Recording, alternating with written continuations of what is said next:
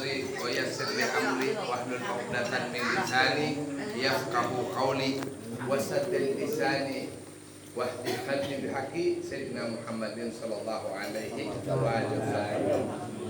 Shaimin yang dimuliakan oleh Allah Subhanahu wa taala, tiada kata yang pantas kita ucapkan pada malam yang berbahagia ini syukur atas nikmat yang diberikan oleh Allah Subhanahu wa taala kepada kita semua.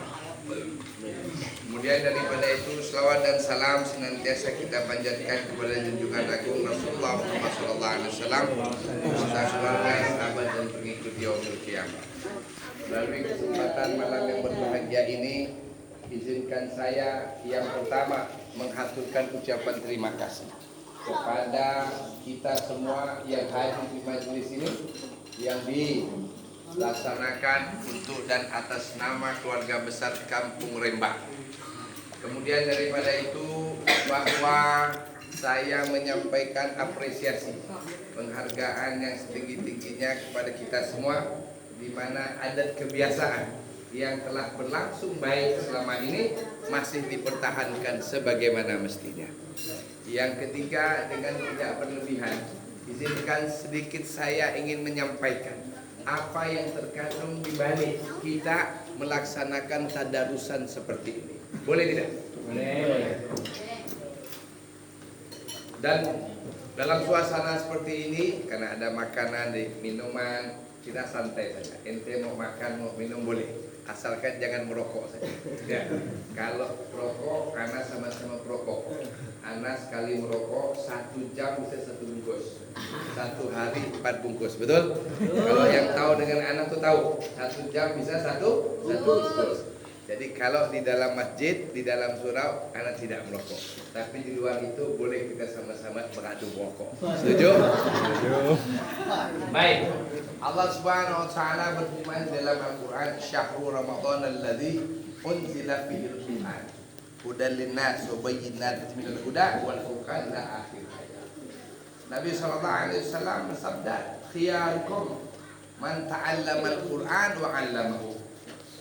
Di ayat yang pertama Allah Ta'ala menyatakan bahwa di bulan Ramadan ini diturunkan Al-Quran yang memberi petunjuk kepada seluruh manusia. Kemudian yang memberikan kabar gembira, peringatan, menyatakan ini yang hak, ini yang batil. Kemudian Nabi SAW bersabda, "Khiyarukum man ta'allama al-Quran wa 'allamahu."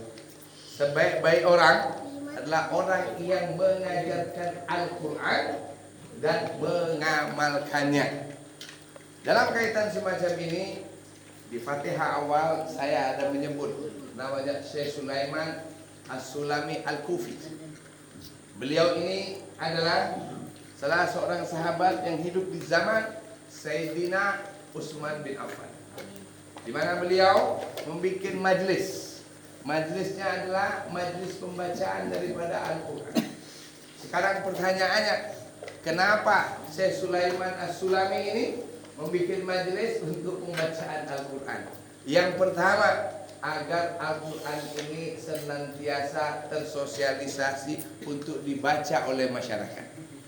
Kedua, agar dengan kita membaca daripada ayat-ayat Al-Quran tersebut akan timbul hidayah di dalam hati kita. Ketiga, dengan kita membaca daripada Al-Quran, kita mendapatkan hidayah, kita mendapatkan petunjuk, dan Al-Quran menjadi senjata, menjadi pedoman dalam kehidupan kita sehari-hari untuk di dunia maupun akhirat. Dan Al-Quran ini menjadi benteng di dalam kehidupan kita. Sehingga daripada itu, bapak-bapak, adik-adik yang berbahagia, maka melalui kesempatan semacam ini, kita ada majlis tadarusan ini. Saya berharap bahwa majlis ini tidak hanya sekedar kita baca saja, tapi kita maknai. Karena pada dasarnya Al-Quran itu menjadi benteng bagi kehidupan seseorang. Al-Quran itu menjadi pencegah daripada perbuatan-perbuatan yang tak benar dalam lingkungan. Apabila suatu rumah dibacakan Al-Quran, maka Al-Quran akan memberikan kesenangan kepada kita. diceritakan bahwa ada seorang sahabat yang bernama Usaid bin Haidar. Usaid ini senantiasa membaca daripada Al-Quran, sehingga pada suatu malam dia membaca Al-Quran. Di malam dia membaca itu, di depan rumahnya, di samping daripada masjidnya itu ada kudanya, kemudian ada anaknya yang masih kecil. Pada waktu dia membaca daripada Al-Quran ini, maka begitu dia membaca, ini kuda selalu berteriak, bergelisah. Kemudian dia diam, kuda ikut dia. Dia baca lagi, kuda ini terus sedemikian rupa. Maka dia pun keluar dan dia lihat, begitu di luar itu ada awan yang menaungi daripada apa yang ada di sekitarnya. Dan dia keluar itu khawatir kalau anaknya yang bernama Yahya ini ada apa-apa dengan yang namanya kuda tadi. Maka daripada itu, keesokan harinya Usaid bin Haidar ini bertanya kepada Rasulullah, "Wahai Rasulullah, tadi malam aku membaca daripada ayat-ayat Al-Quran." Sebutkan dalam riwayat, ada membaca suratul Baqarah, ada membaca suratul Kahfi. Dan suaranya dia ini membacanya, Usaid bin Haidar ini luar biasa. Sehingga dia tanyakan, "Apa gerangannya wahai Rasulullah?" "Ketahuilah," kata Rasulullah, "bahwa pada saat engkau membaca ayat-ayat Al-Quran tadi, malaikat itu turun bersamamu. Malaikat itu turun. Dan kalau memang kau teruskan membaca daripada ayat-ayat Al-Quran tadi, maka manusia akan melihat bentuk daripada malaikat itu sendiri." Maka daripada itu, kata Nabi, sayang kau tidak teruskan pembacaan daripada Al-Quran tadi. Kalau kau teruskan, maka seluruh manusia akan melihat wujud daripada malaikat dimaksud. Kemudian daripada itu, Nabi SAW bersabda, "Tilkas sakinah tanazzalat bil Quran." Bahwa tilkas sakinah, orang yang membaca daripada Al-Quran, tilkas sakinah tanazzalat bil Quran. Maka sakinah ini artinya apabila orang membaca Al-Quran, maka dia mendapat kesenangan. Orang membaca Al-Quran, dia mendapatkan keselamatan. Orang yang membaca daripada Al-Quran, maka malaikat akan datang menemui orang tersebut. Orang yang membaca daripada Al-Quran, maka dia akan mendapatkan rezeki. Dia akan mendapatkan perlindungan. Dia akan mendapatkan keamanan.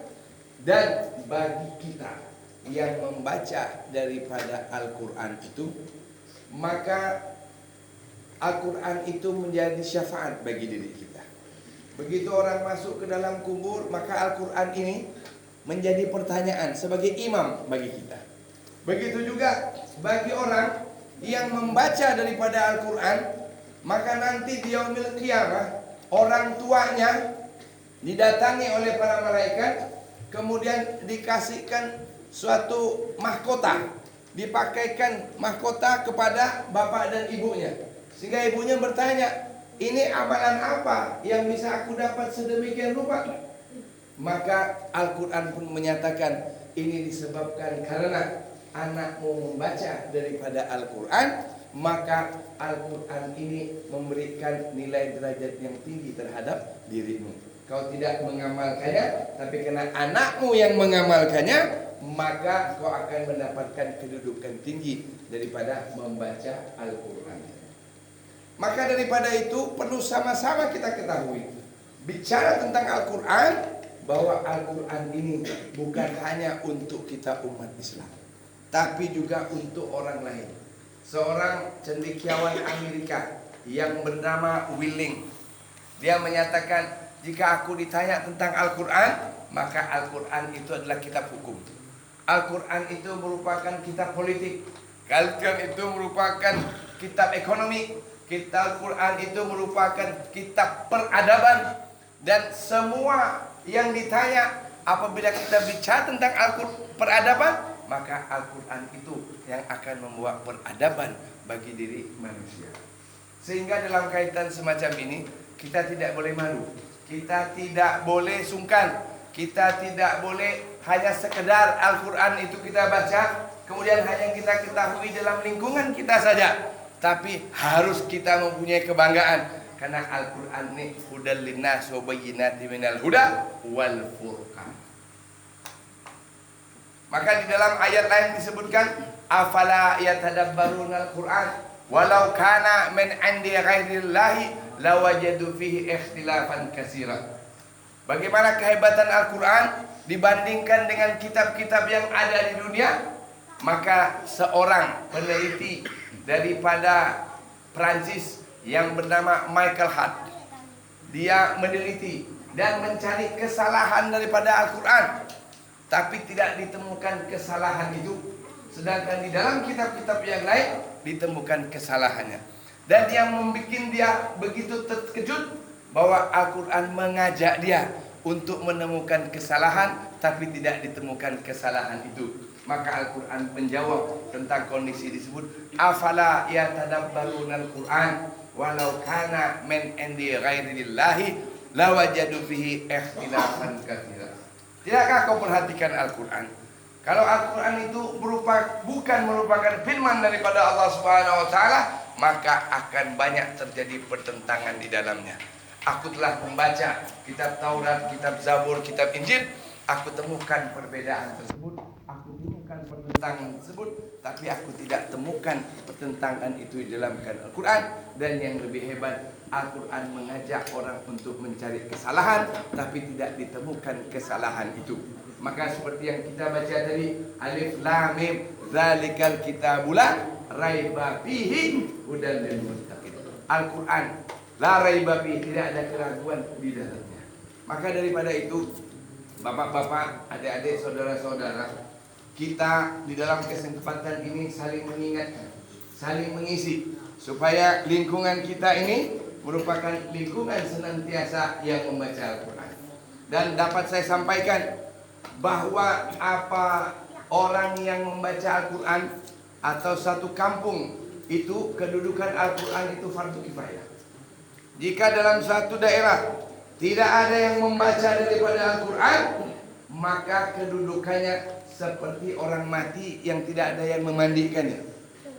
Itu yang dimaksud dengan fardu kifayah. Jadi kedudukan orang membaca Al-Quran bukan hanya bersifat fardu ain, tapi juga fardu kifayah. Artinya bahwa jika di dalam satu kampung tidak ada orang yang membaca Al-Quran, maka sekampung-kampung itu mendapatkan dosa daripada Allah Subhanahu wa taala. Jika Nabi sallallahu alaihi wasallam menyatakan kepada sahabat bahwa jika engkau kepingin 2 ekor onta akan kukasih. Jika engkau ingin 3 ekor onta akan kukasih. Jika engkau ingin 4 onta akan kuasih. Tapi ada yang lebih daripada yang kau minta. Apabila engkau membaca 2 ayat daripada Al-Quran, maka kedudukannya lebih utama daripada engkau mendapatkan 2 ekor onta. Demikian juga jika Anda setiap hari mengamalkan 3 ayat daripada Al-Quran, lebih utama daripada orang yang mendapatkan 3 ekor onta. Demikian juga apabila kita mengamalkan setiap hari 4 ayat daripada Al-Quran, maka lebih utama daripada orang memiliki 4 ekor onta. Dan disebutkan bahwa khatmul Quran da'watul mujabah. Apabila kita habis membaca Al-Quran, kemudian kita berdoa kepada Allah, maka doa kita akan dikabulkan oleh Allah Subhanahu wa ta'ala. Maka dalam kaitan kita semacam ini, bahasa di kita mengenal namanya tadarus. Betul? Tadarus itu dari kata darasa yadrusu, tadrusan. Artinya belajar. Tadarus itu artinya belajar. Cara belajar atau mengkaji Al-Quran, satu, dengan cara kita membaca. Yang kedua, memahami isi daripada Al-Quran. Dengan cara apa? Menafsirkan sesuai dengan tafsir yang kita baca. Di antara tafsir yang cukup berkembang di negara kita mengenal ada tafsir Jalalain. Ya, kita mengenal tafsir Ibnu Katsir, kita mengenal kasir-kasir yang lainnya. Maka daripada itu, karena kita sudah diberi bekal untuk kehidupan ini. Apa bekalnya? Yaitu Al-Quran. Apa bekalnya? Yaitu agama Islam. Di mana Allah Subhanahu wa taala berfirman di dalam Al-Quran, "Al-yauma akmaltu lakum dinakum wa atmamtu 'alaikum ni'mati wa raditu lakumul Islam dinan." Pada hari ini aku sempurnakan agama dan nikmat-nikmatku kepadamu, dan aku redha Islam sebagai agama. Dalam kaitan ini pula saya ingin mengajak kepada kita semua bahwasanya Allah Subhanahu wa taala berfirman, "Innal arda yaqisuhal ibadiyas salihun." Sesungguhnya bumi ini hanya diwariskan oleh Allah kepada kaum yang solehin. Apa kaum yang solehin itu? Orang yang senantiasa menjadikan Al-Quran dan hadis sebagai pedoman kehidupan. Orang yang menjadikan Al-Quran dan hadis sebagai pedoman dalam kehidupannya. Orang yang banyak melakukan amal ibadah salat tahajud dan salat sunnah lainnya. Orang yang senantiasa melakukan kegiatan amar ma'ruf nahi munkar. Kenapa itu harus menjadi perhatian bagi kita? Karena Allah Subhanahu wa taala, saya menyebutkan ayat tadi, Allah taala bilang, "Inni ja'ilun fil ardi khalifah." Aku jadikan manusia itu sebagai pemimpin di muka bumi.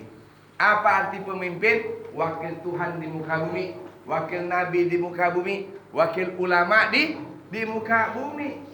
Maka daripada itu, kita sebagai umat Islam wajib bersyukur bahwa kita saat ini masih diberikan warisan oleh Allah sebagai orang Islam.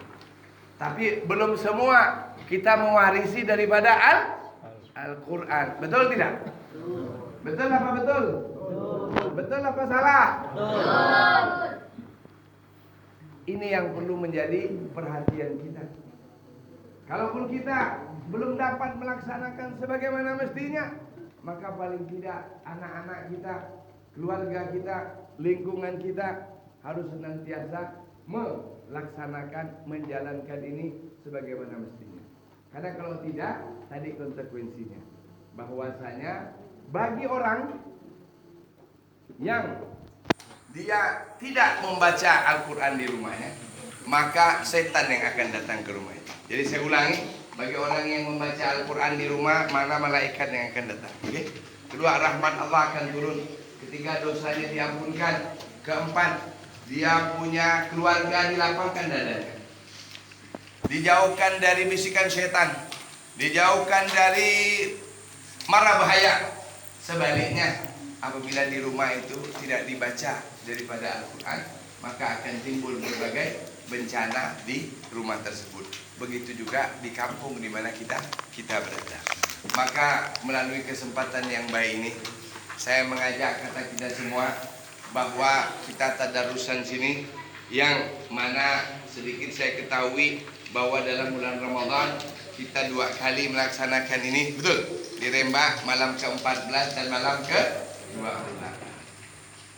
Saya walaupun melihat demikian saya anggap baik, tapi sebenarnya kalau saya di Jakarta acara-acara seperti ini, orang yang hadir bisa puluhan ribu.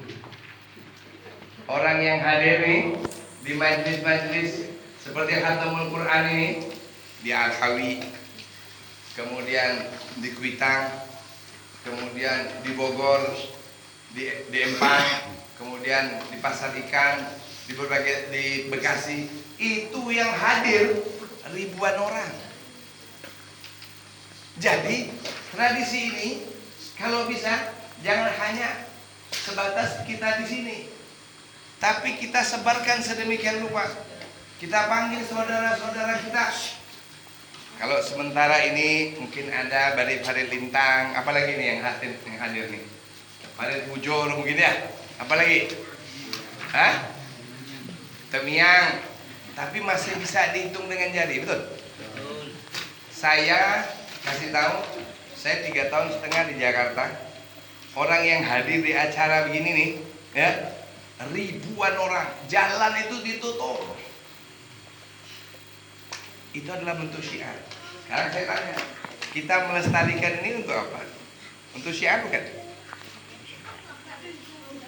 Jadi kita yang harus membuka diri. Caranya bagaimana?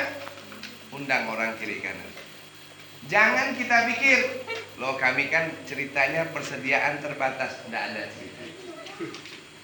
Orang yang datang ini di Jakarta, ini yang ada kan di Jakarta. Yang datang ini dari provinsi-provinsi lain hanya untuk hadir apa?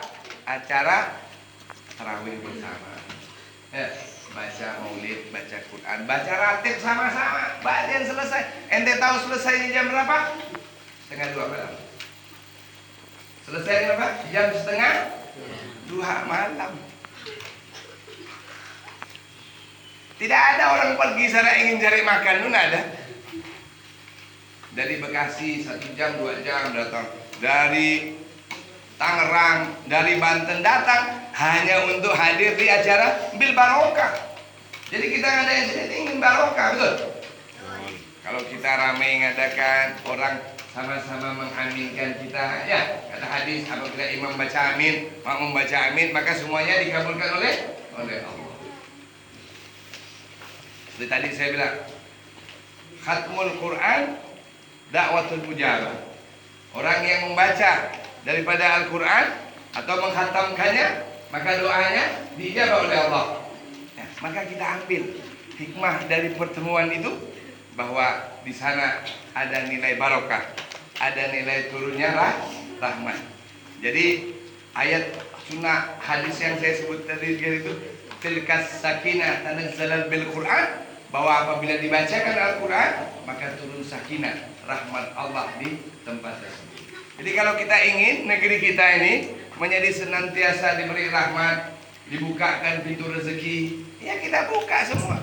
Jangan ada di antara kita hanya karena mau mengadakan begini, karena kita takut, oh nanti orang datang dia nak makan apa, tak ada situ.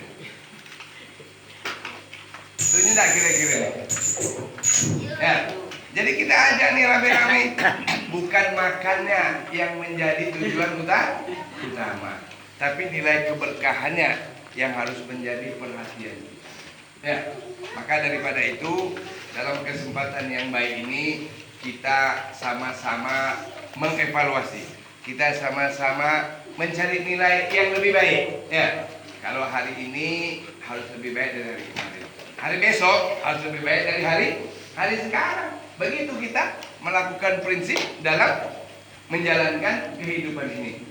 Sebab kalau ada yang baik dari orang, kenapa kita tidak mengambilnya?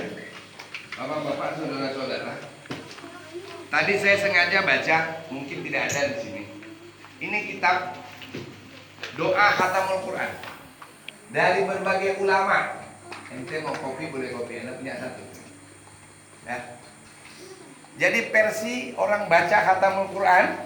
Jadi kalau anak-anak nih Maula Nabil Fadil itu dia di dalam sebulan puasa dia minimal 4 kali harus khatam Quran.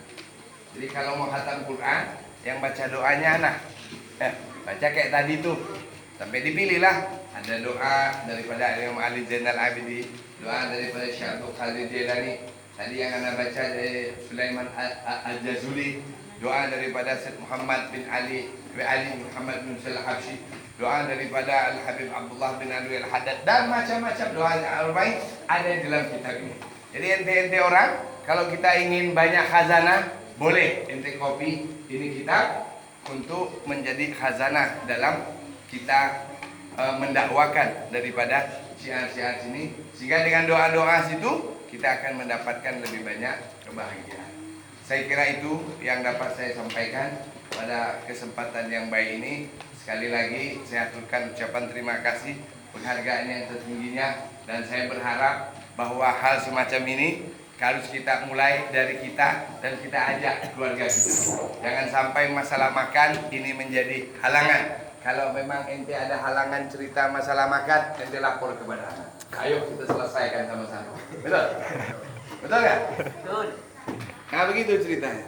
Dan tentu anak ucapkan terima kasih apabila terdapat sesuatu dan hal yang tidak berkenan, diaturkan mohon maaf yang sebesar-besarnya. Wassalamualaikum warahmatullahi wabarakatuh. Waalaikumsalam.